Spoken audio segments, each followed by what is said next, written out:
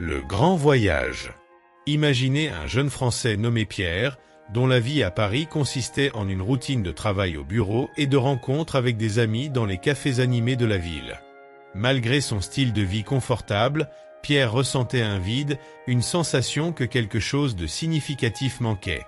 Un jour, en feuilletant un magazine de voyage, il tomba sur un article sur le volontariat international.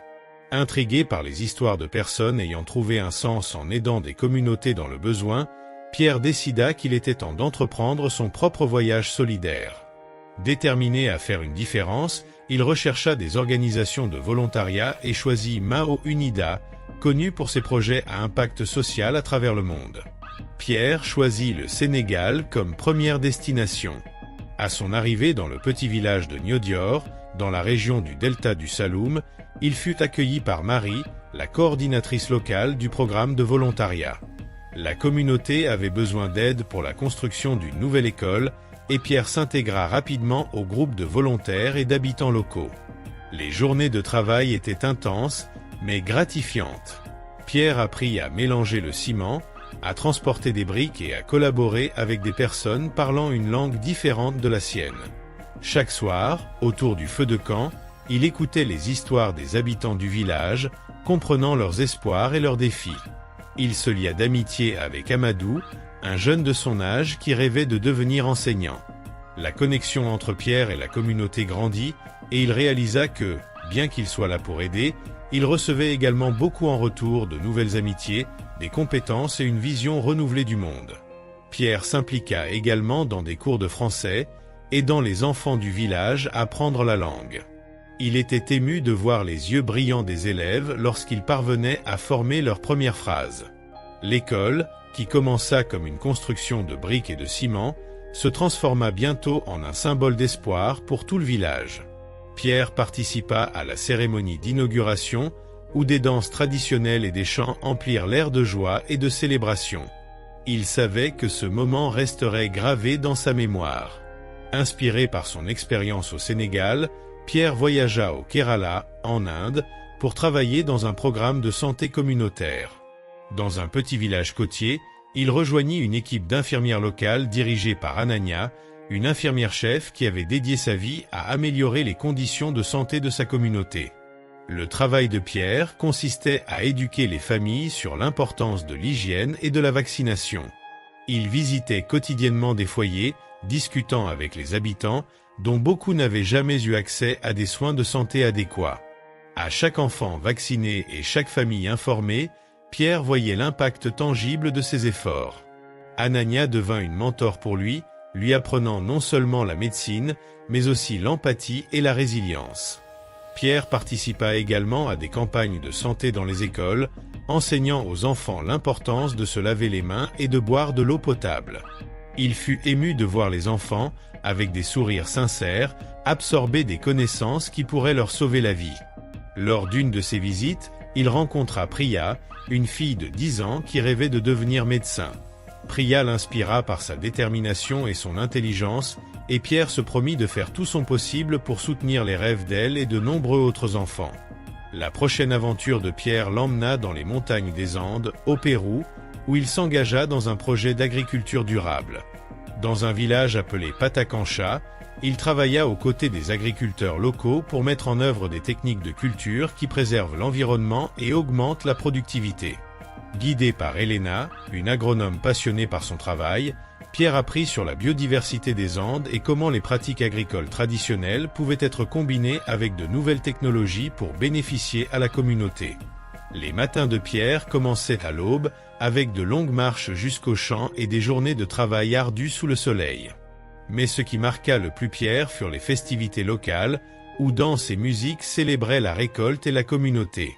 Pierre participa à la mise en place d'un système d'irrigation innovant, utilisant l'eau des montagnes pour irriguer les champs de manière efficace.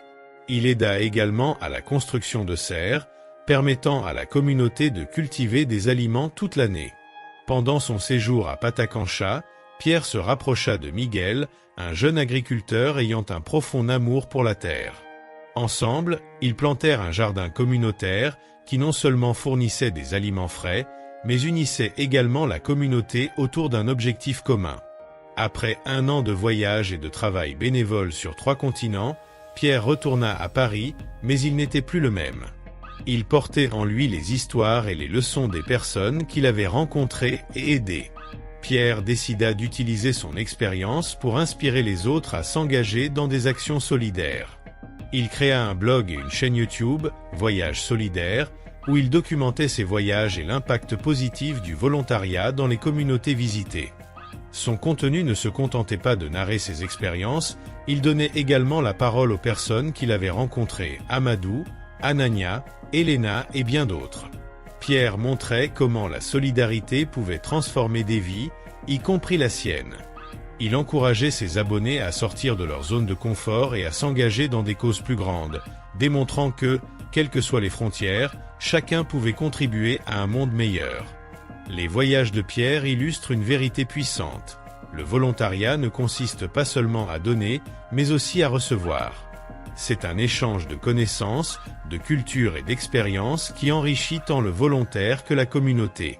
Pierre a trouvé son but en aidant les autres et en partageant ses histoires, il semait des graines d'espoir et d'action chez tous ceux qui le suivaient.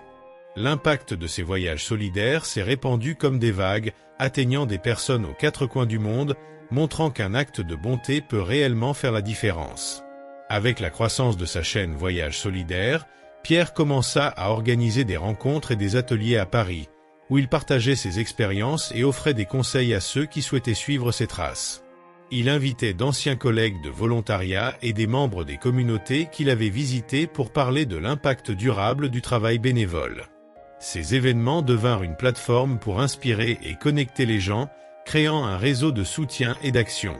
Pierre commença également à collaborer avec des ONG et des entreprises pour développer des programmes de volontariat corporatif, encourageant les entreprises à promouvoir des actions de responsabilité sociale parmi leurs employés.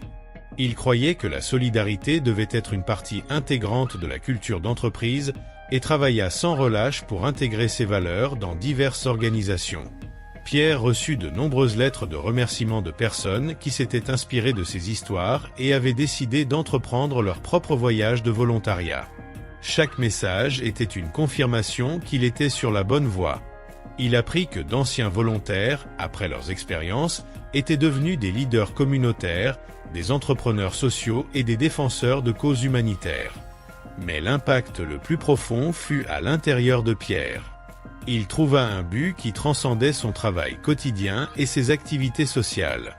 Il découvrit une passion pour connecter et autonomiser les gens à travers le monde, et chaque histoire de transformation qu'il aidait à créer renforçait sa détermination. Pierre savait que sa mission ne faisait que commencer. Il planifiait de nouveaux voyages solidaires, avec des destinations en Afrique, en Asie et en Amérique latine. Il voulait continuer à documenter et à partager des histoires d'espoir et de résilience, inspirant une nouvelle génération de volontaires mondiaux. Il savait que chaque voyage était une opportunité d'apprendre et de grandir, et il était impatient de voir où ses prochaines aventures le mèneraient. Et ainsi, l'histoire de Pierre continue, une aventure de solidarité et de transformation qui résonne dans les cœurs à travers le monde, prouvant que, ensemble, nous pouvons faire la différence.